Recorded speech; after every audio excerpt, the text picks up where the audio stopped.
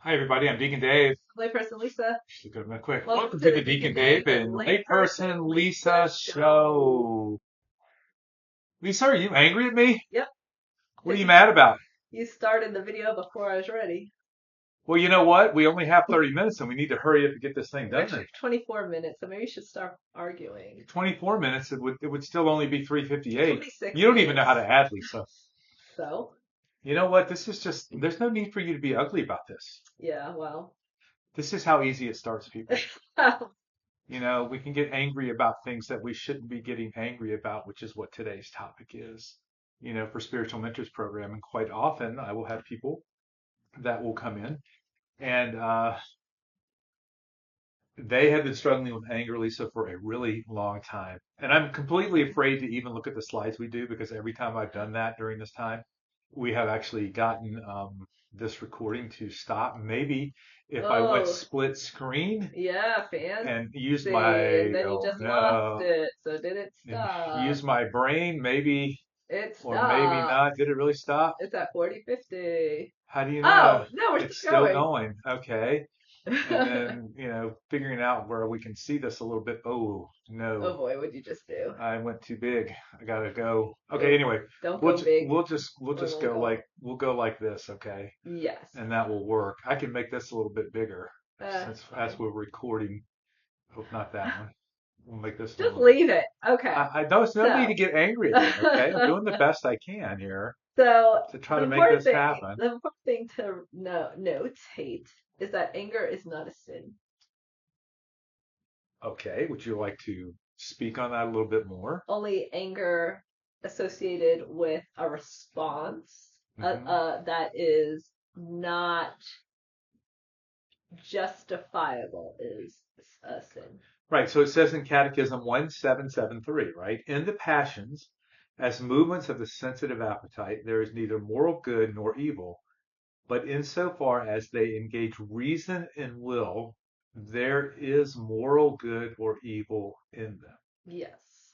right? So I guess depending on, I mean, you can have righteous anger, correct? Yes, because that's what Okay, Jesus did when he flipped the money changers tables and right. made a whip out of curtains. And I think there are things that we can be upset at, but if they start to affect our soul, I like to say dissonance of the soul, Hmm. then that's probably not good. And of course, anger is a deadly sin, right? Yes. If it's, Wrath. yeah, a disordered outburst of emotion connected with an inordinate desire for revenge Yes. to get you back, right? Yes. And have you ever been surly or have malice Um, to take vengeance on someone? not really. Or even just that feeling of wanting to take vengeance, Oh, yeah, of course, but right?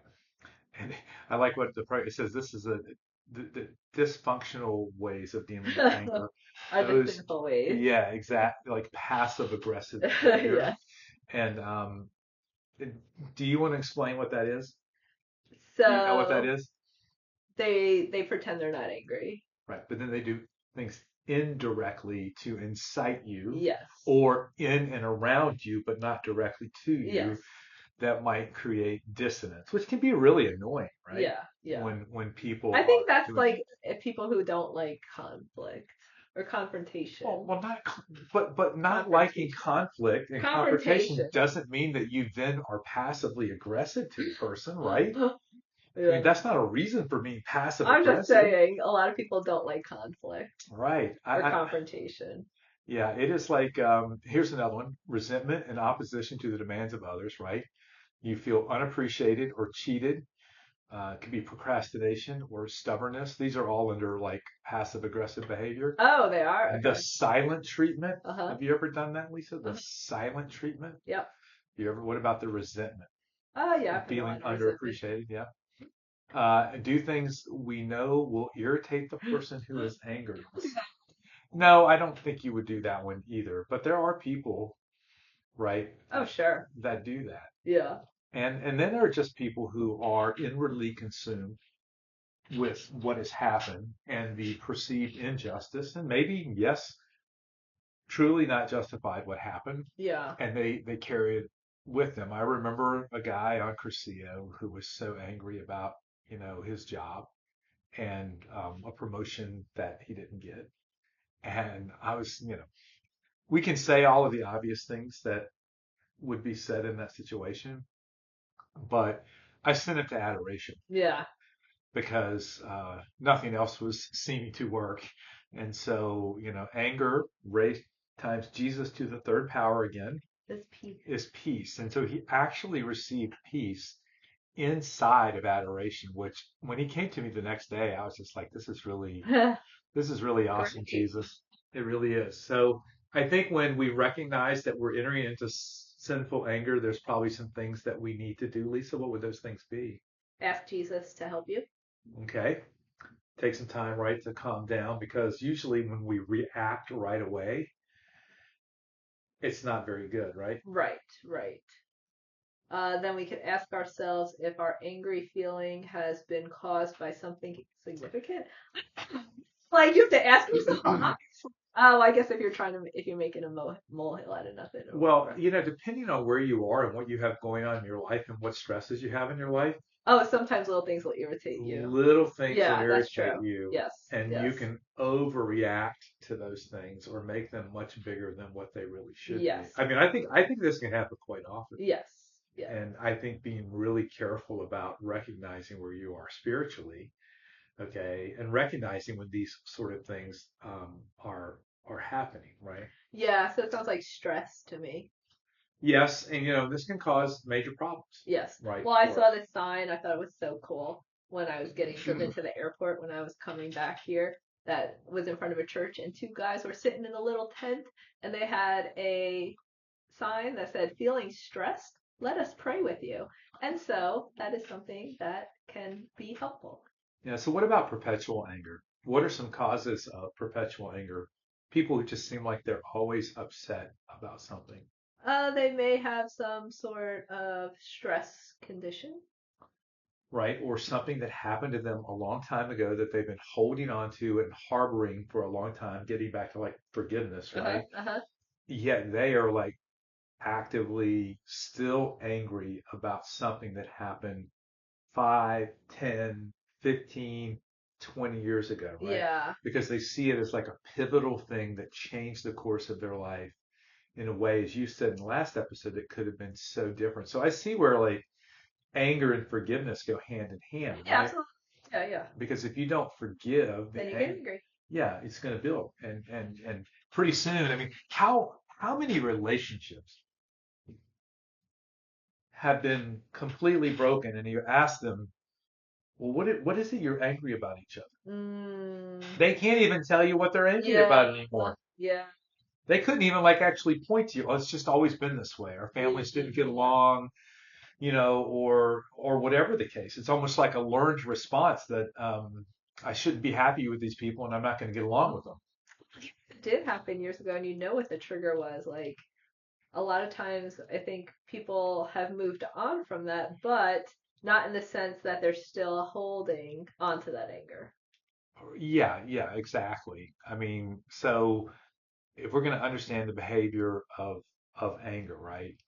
We have to not take responsibility and on ourselves for what has happened or what someone has done. Yeah, which can be hard. It can be really hard because I love taking ownership of injustices that I perceive that are being done to me, Yeah. and then.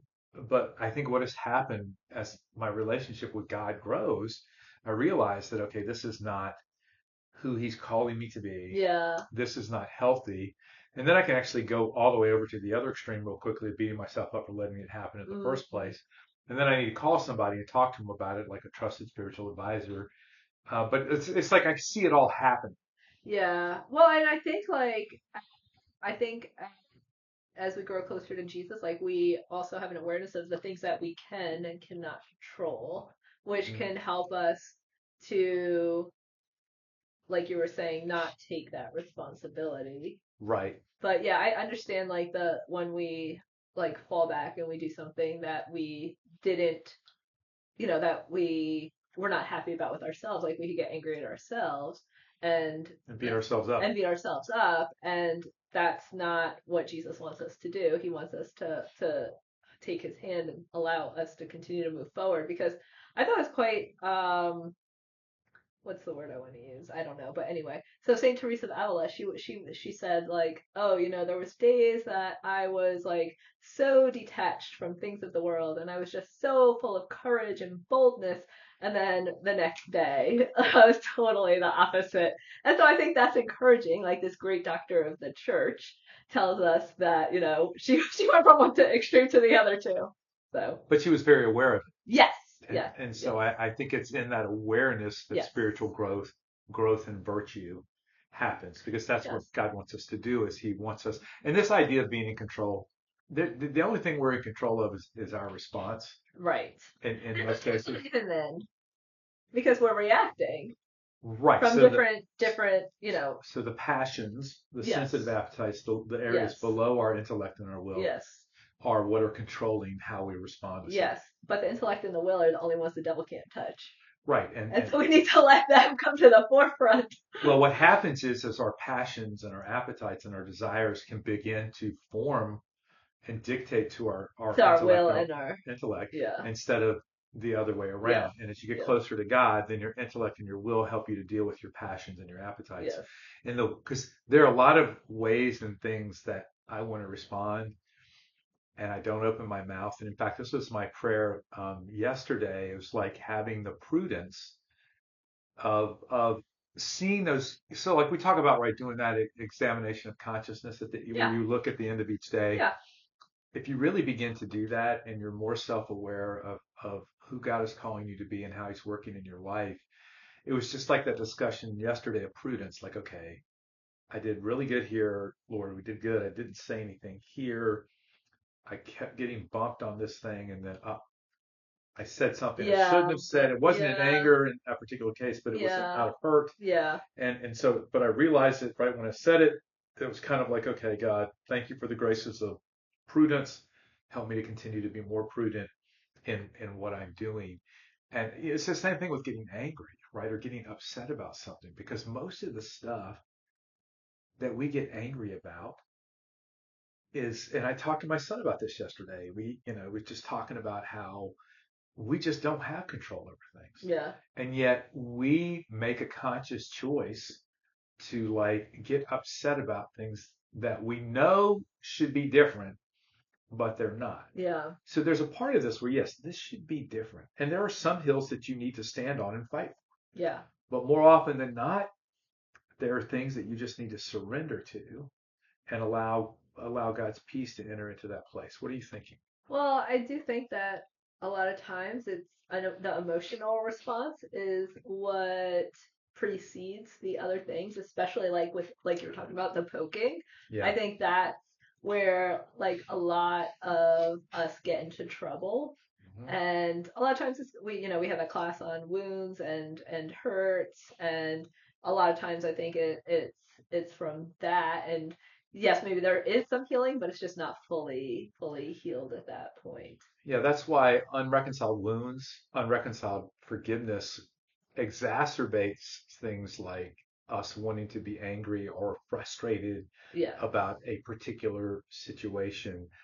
And there will always be instances presented to us that really, Yeah. Yeah. egg Okay. on those Yeah. particular ways that we might feel. Yeah. And I do think that more and more in the spiritual life, as you recognize those things that trigger you or those things that seek to divide and to make you angry, Hmm. and you see them as they're coming and you invite God into it, it helps you to maintain peace or to have greater prudence or to remain silent, whatever the case may Yes. be Yes. with what you're dealing with. Yes. I love this. Have you heard about this? The two wolves I inside of don't you? know. So there's like the wolf of it's like peace and anger. The story is like, okay, which wolf are you going to feed? Yes. So we can feed into our anger and the injustice and what's going on, or we can feed into keeping our eyes on Christ and who he's calling us to be and recognizing that we don't have control. Right. And so often, right, I think people feed into the anger, the hurt, the injustice. It should be different. Oh, Why does sure. it have to be this way? That person is wrong. This is not fair. And that just leads down, a rabbit hole that's not really healthy for anybody. Oh, sure. What do you think? Let's see. Process for anger rationally. So the greatest remedy for anger is Delay. delay. Yeah, chill. Yeah. And don't sweat the small stuff. Ask yourself, is this hill worth dying on? Yeah. Use humor instead. And offer it up as a sacrifice. I think the best one there is to offer it up as a sacrifice. I like that one too Yeah. because I think that's really the more one that's pointed to Jesus.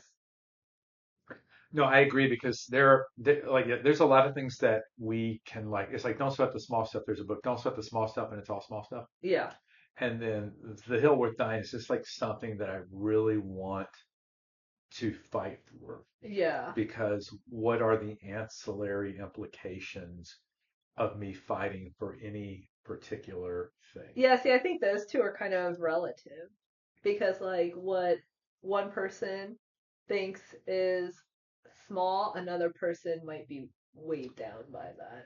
Right. I think yeah, there are certain things like someone was telling a story about being at the hospital one time and I've had the same sort of thing as well about if you're not getting the answers you want for a loved one, then you don't need to get angry. You need to, you know, push to get the information you need to get. Right. So I think part of it is it's like, okay, I can die on a hill, but I don't ever have to get angry about it. Mm. Right? I Hmm. can I can talk about some smaller things, but I don't have to get angry about it, right? It's like anger is rational, right? So there's an injustice Uh-huh. that has driven me to a place where, okay, this is not right. Yeah. But am I getting angry or am I just actively and more aggressively dealing with what is the most prudent course of action in this given scenario? What do you think? Right. Well, that no, that makes sense. I'm listening. No, Okay. that's it. Makes Wow. sense. You're so calm. You're not very you're not very angry, right? And then, we've already talked about Oh this yeah. anger plus Jesus to the third equals Peace. peace, right? And here's the thing I like. If we can forgive others, we can pull the rug out from beneath our anger most of the time. Mm. And maybe from them too, right? Because a lot of times when there's anger, it's going both ways. Sure. And when you greet someone with peace and understanding and calmness, this is something Yeah. we've been talking about, Yeah. right? Because, we might just like get this look on my face and walk away or Yeah. cop an attitude for the rest of the Yeah. time or make a Yeah. comment instead of just recognizing, okay, clearly there's something going on inside of this person right now, okay, that they are struggling with. Yeah. And so I'm going to recognize that struggle and I'm going to meet them with kindness and compassion, Yeah. right? Because often we can feel judged or misunderstood or hurt or disrespected. And reality, that's not what they're trying to do. Yeah. It's more a manifestation of what they have going on. Yeah. And it really has nothing to do with us. But when we assume it, then we become angry. What are you thinking? No, it's just what you were saying, like about the reaction on your face. So when I was flying recently, and I usually say hello to the people I'm gonna like that are sitting next to me, Hmm. and so I got on the plane, and the guy was already in his seat, and I was like, hello, and he never he just looked at me, and I just like made a down face. Like, I'm like, okay, well, what's your problem? didn't you? Hello? Did you hear me? Can you hear okay? Yeah, I mean, and it's like because we had an expectation attached to that hello, Yeah, right? yeah. So And maybe I shouldn't say anything. no, yeah, because we don't want what other people are doing to change who we are either. Yeah, Like, whether it's being angry or just deciding not to be loving and cordial to people around us. yeah, Does that make sense? yeah, And yeah. so yeah, I mean, it's so subtle, and I do think there's like was an expectation attached to your saying hello that you expected something Well, back. common courtesy. Is that Exactly, okay? right? But you know what? Oh, You don't know what he's got going on in his life. yeah, You don't know what he's struggling with. yeah, Maybe he doesn't speak English. I don't know. I'm just saying. yeah. We Okay. don't know, and sometimes we just have to be willing to accept that people aren't going to respond to us Yeah, should be. the way we would hope, you know? Yeah, yeah. So let's talk a little bit about healing painful memories because I think we all have these, right? Yes. And there's maybe a series of stages that we go through. Okay. You know, there's denial. Okay, we refuse to admit, okay, that there's been a hurt, Uh-huh. right? And then we start blaming others Uh-huh. for being hurt, Uh-huh. and so we get angry about that. And then maybe we could begin to bargain and put conditions on our willingness to forgive someone. You know, if they do Okay. this, then I'll forgive them. You know, if they start acting this way, then I'll forgive them. This is very common, right? Yes, yes. There could be depression, right? You're really down on yourself um, for allowing this hurt to paralyze you. Yeah. Okay, Yeah. and then finally there's acceptance, where you, which I would call surrender, where you Yeah. seek to grow from what has happened to you. Once again, we can grow in virtue, and sometimes situations God can use to help us to grow in virtue and to grow closer to Him and more dependent on Him. Yeah. Yeah, what are four emotions to be worked through if we want to be healed, Lisa? Anxiety, fear, anger, guilt. Can you see how all of those can play a role? Um, yeah, so I guess the guilt goes with the bargaining. Uh, It can also go with you wishing you had handled it differently. okay, I can okay, see it both ways. okay, okay. Hmm. Uh, fear, I guess you just don't accept the situation. I'm listening. Uh, because you don't want to like relive it. I'm not really sure. Well, I think, listen, anytime you've been hurt or you have something happen to you, there's a lot of anxiety, Oh, you kind of throw walls up so it doesn't happen again. right? And it Got it. does instill fear because now you might not want to be in a similar Yes, situation. that makes more sense when you look at it that way. Okay. Yes. And or you might apply what happened to every other situation. So now everything else is cast in the light of what hurt you, even Right. though it's not intended to hurt you, nor Right. would it ever hurt you. Yet, because there is some similarities, whatever they might be, Yeah, that makes a lot of sense. depending on the level of trauma, that needs to be healed, it's very easy to make these associations, right? And Yes. and instead we need to disassociate. Okay, and then we can become frustrated, Uh-huh. Uh-huh.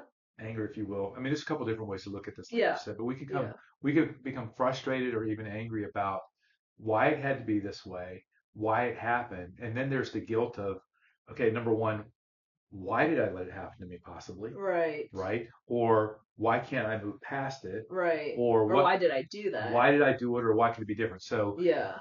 these are all things like depending on the situation of what happened, and I've got like all kinds of things running through my mind from all the people I talk to. This could take on any of a number of shapes and forms, Mm. depending on what it is. Would you use some of those things we used on the retreat? Like where you imagine For Jesus wounds, yeah, with you? Would you do that in the middle of a spiritual advisory? I did it. I did it a couple months ago, and it turned out to be amazing. Yeah. But it was all completely driven by the Spirit, Right. because it wasn't. You don't really know what you're going to be talking about, and you don't know what's going to come up, Yeah. and then Hmm. what God's going to place on your heart to do. Yeah. No, because I've used it. I've used it with like I would say one person, and I've offered it to several others, and they're just like, yeah, no. Yeah, and there's probably because there's fear there, Yeah. right? And Yeah. anxiety because they don't want to go back to that place. Yeah. But I think it depends on whether you're going back to that place or you're just dealing with the current place and how that past event is being manifested today, Okay. right? But it's getting people, I think what's happening there is that people might still be in a bit of denial, right? Okay. Okay. And so it's just something that we have to, through spiritual direction, just to know that it's a process. Uh-huh. It's not going to happen overnight. There are some people I've been talking to for a year or two now, Uh-huh. and it's amazing to see some of the growth and the improvement. That because most of the work, I think there are a few critical things that happen inside of spiritual direction, and then it's what Jesus does the other 30 days Sure. outside of that. If Yes. that person is faithful to walking through with that, Yes. Yes. you know, Yes. if you stay in a denial stage, it's going to be hard. Harder Right? to heal. Well, yeah, you're not You're getting just gonna anywhere. stay there, yeah. Exactly. And then there's marital anger, Uh-huh. right? And I think that um, when you are upset, it's like we all want to get our side of the deal out. Wait a minute, I need you to understand, Lisa, what I'm Mm-hmm. talking about here, okay?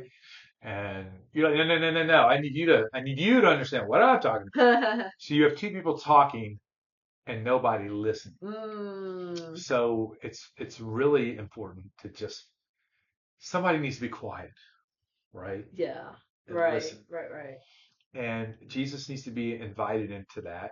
And we need to be reminded of our marital vows, Mm-hmm. right? And also that I think depending on where you are and what your wounds are at the time you got married and whether those remain unreconciled have a lot to do with your ability to work through difficulties or disagreements in marriage. Do you talk about that in your premarital like prep? It depends on the nature. I'm thinking of a couple right now, but there's like, it's the nature of the couple. There are some couples who it's their first marriage, they have sound spiritual lives.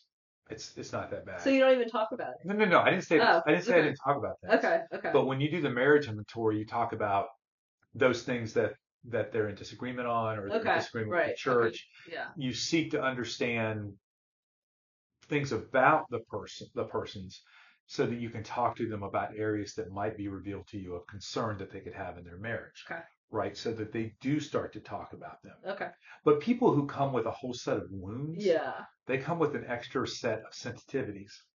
And so the way they view one another and the things they say come through a lens of woundedness. Mm. And so it's what they're saying or receiving is being disarranged in a way Yeah, there's a that loss wasn't of. intended. Yeah. Yeah. Right? So it goes through the wound. The person says something in one way, meaning it out of love, And it's and it heard in a different way. Yeah. yes. Yeah. And so this can be, and this can lead to disagreements Mm-hmm. and anger and frustration. That's not healthy, for Yeah. marriage or anything, right? So I like this. Turn your anger to God to praise. So oftentimes, people are angry at God for the loss of a child, Yeah. right? A major injustice that happened in their life, Mm-hmm. um, An illness. an illness. All of these things are reasons why we might be angry to God, Yes. at God, but He, you know, we'll never understand why He, at least not in this lifetime, why He permits things to happen, okay, in our life. Um, but we do know that He works all things for good, right? Yes. And I think that's the important part of this whole thing. And so I think I said in the previous episode, yeah, we can be mad at God, Mm-hmm. but He's also the same God that's going to get us through it. Mm-hmm. And so we have to, as you have suggested, remain hopeful and positive with regards to, what's going on inside of us. So how do we learn to overcome the habit of anger? We seek God's grace, which is the most fundamental way to seek. Oh, the most fundamental one. It's through Fundamental. prayer. Yeah, there you go. Pause. Yeah, this gets back to like what I was saying about the guy who went to adoration, right? Mm-hmm. Just spending time with prayer. What else? What are some other habits we can use? Reconciliation. That's always a good one, right? So often we think it's the other person that needs to go to reconciliation, right? Right. Because they're the one that caused our anger. So they should be the one that needs to go. Mm-hmm. But we're still being angry, right? Yes. Yes. We're allowing them to have control over us. What And else? then participation in the Mass, Right. both receiving the Eucharist and also offering, offering ourselves during the Mass. Or seeking someone out like you to talk with about your anger and the difficulty that you're going through. Okay. Spiritual direction, Yes. right, Yes, is another way to actually. The one thing you don't want to do is to turn inward, Yes. right? and to feed into that anger, which is exactly what the devil wants you to do. Yes, yes. And if you do that, he would be extremely happy. Yes. Well, yes. So pride is inward looking eyeballs, and humility is upward looking eyeballs. No, I like that. Mhm. That's very good. So, we also maybe sometimes can get angry at our children, right? Or they might get angry. And I think that it's important for us to recognize that although, and this could be like young children or our adult children, and it's a game changer when they're our adult children, because we're no longer their parents in the sense Mhm. that we have any control over or authority over what they do, Yes. right? But there still needs to be a respect. Okay. And if we do something wrong with our kids, then we should apologize to them. I've done that when my son was younger and when he's older, right? It's important that we identify, okay, what's really making you angry? Right. Um, because especially in children, it can be difficult Yeah. to determine because they may not communicate with you. They may not know. They may not know, or they may not just want to tell you because of like then you're going to go Um. talk to someone else or you're going to talk to Right. their teacher, and that's going to create a Right. whole nother Right. set Right. of Right. circumstances. Right. To just stay positive, right, and to continue to just console them and encourage them and everything. Yes. So Yes. I think our tendency as parents maybe sometimes To try is to fix it. and to be impatient, Mm. right? If you just tell me what's going on, we can. And there's a lot. What can't be understated here is the importance of us building relationships with our children at a very young age where they feel comfortable talking with us about anything and everything that might come up, Yeah. right? Because there are a lot of things that happen in the lives of our children, right? Um, that might lead them to do things that aren't good for them spiritually or physically. Right. And we see this being manifested more and more these days. Yeah. And so having an open dialogue with your children so they can express themselves, they can feel comfortable doing that, and that you can have active dialogue with one another fosters an environment by where children feel like they're being heard and that you are there to journey with them. Hmm. And there's nothing to hide or to be ashamed of, right? Hmm. Struggle is a part of life. And so, you know, that's good. That's good. So, any other thoughts, Lisa, on your part about anger? I can't remember who the patron saint of anger is, but I know Saint Francis de Sales struggled with anger, and he just continuously invited Jesus into his heart, and his heart was transformed so that he no longer suffered with anger. I think we can get frustrated when we keep getting angry about something, and we're like, why can't we get over this? Yeah. Just every single time is an opportunity to invite Jesus into it. Hmm. It's an opportunity to turn back to Him, and that's the way we need to look at it. Hmm. I'm Deacon Dave. See you next time.